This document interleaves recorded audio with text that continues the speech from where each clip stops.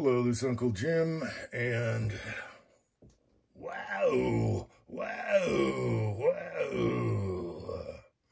Anyway, sorry about that.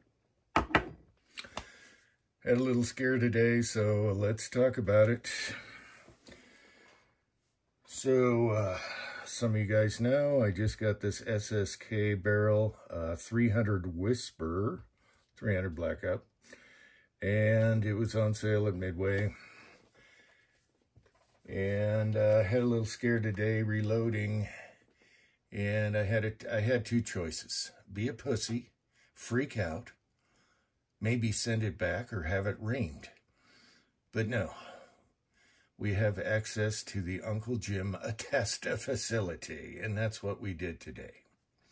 So anyway, in the last video, I got a reply from, let's see, at 4D4 Special.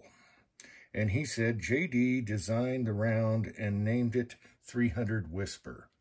That is correct. AAC stole it and renamed it, exclamation point. That is also correct.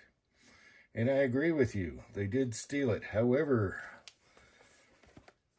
and I don't like a thief, and I don't like a copycat, unless they give credit somewhere else. And I know the guy that actually was involved with that. He runs the 300 Blackout for him. He started that for him. Anyway, I agree with you. However, when AAC called it the 300 Blackout, they made it Sammy Spec. So you didn't have a bunch of reamers running around there that's who knows what, okay? So you got to give them a little credit for that, but I agree. All right, continuing. And that's what I was worried about right here. So when we got this barrel in the last video, I gave my son 6 rounds, not 5, Pat, 6. And he shot all 6, and there was no problem chambering or anything. They happened to be bullets I got from, I had loaded from Kyle Lusk, the Lee 230 grain, the Tumbler, the Baffle Killer, and everything shot well. And I haven't shot this yet. My son shot it just to finish that video, right?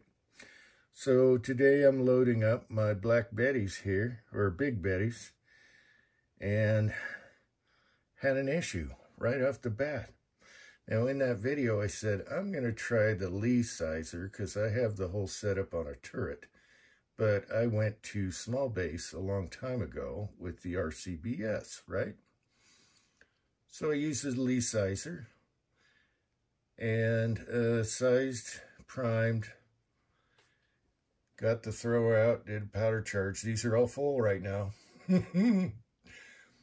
Should have done a dummy round, but I figured fits in the gauge. As long as it's not touching the lands, we're good.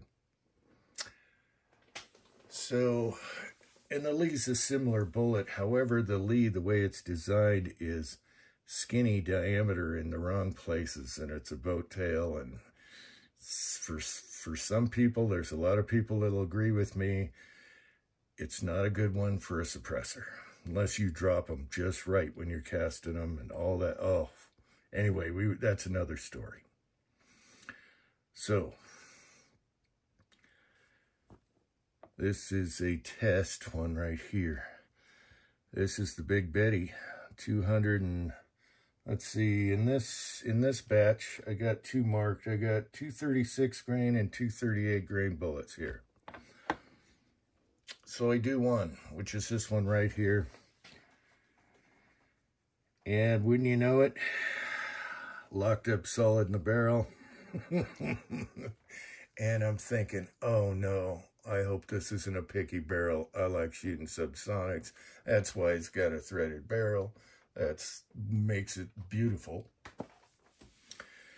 And apparently, when I loaded for the 3 Amigos, I must use the small base to size the brass. Now, I checked everything. The diameter of the necks are right in there, you know, 0.32, 332. everything. So I thought, all right, I loaded this round. It's a live round, not a dummy round. Should have done a dummy. I'm an idiot. I'm a dummy. Fits in the gauge, perfect. Okay. Trim length is right. Everything's right. It's been doing this forever on 300 blackout. 1680 powder. So for some reason, wooden chamber locked in there good. I had to punch her out. You'll notice this has a cleaning rod mark on the tip now, and it's a little setback. Had to punch that guy out. And I'm wondering what the hell. So I couldn't find any dicum, so I marked it. And there's a few marks right here. Everything's in spec. You just saw it in the gauge. So I'm like, what the hell? So I pour out a couple of these. Got out the RCBS small base dies like I use for all my ARs, just so every chamber's happy. And I figured this is a match chamber. Let's see. And sure enough, so what I did, I took the decapping pen out of the die and put a little Lee lube on here, case lube, because it'll dry. Resized one because it's already primed. Poured the powder back in, seated the bullet. Boom, bang, pow. No issues whatsoever. So, before you couldn't do that. You couldn't get this unstuck or anything. And the whole time I'm thinking, my gosh,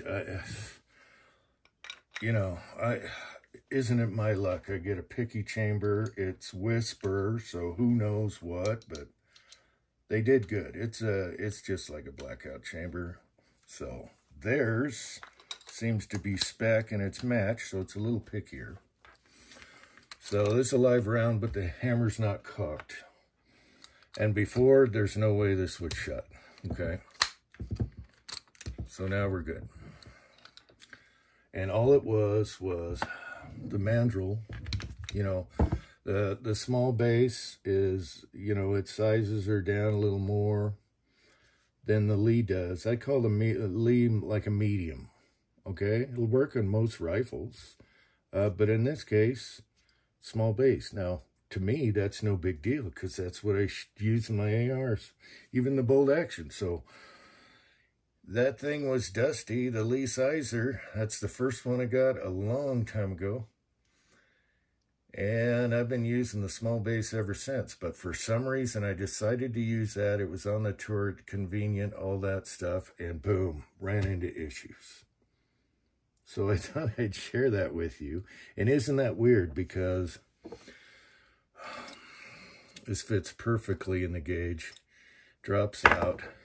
Brass isn't sticking out. Everything's in spec. As a matter of fact, these are neck turned inside or outside or both. They're just my shooting range ammo that I made. Some I turned inside, some I turned outside to make sure they're .33 or less for any chamber on the neck right here. You can see this one was turned on the outside. You can just barely see. It's been tumbled. So I went from scared to hell yeah. So I think we're fine. I thought I might have to ream this thing, but there's a reason I have a single stage right next to the turret, which is next to the Dillon.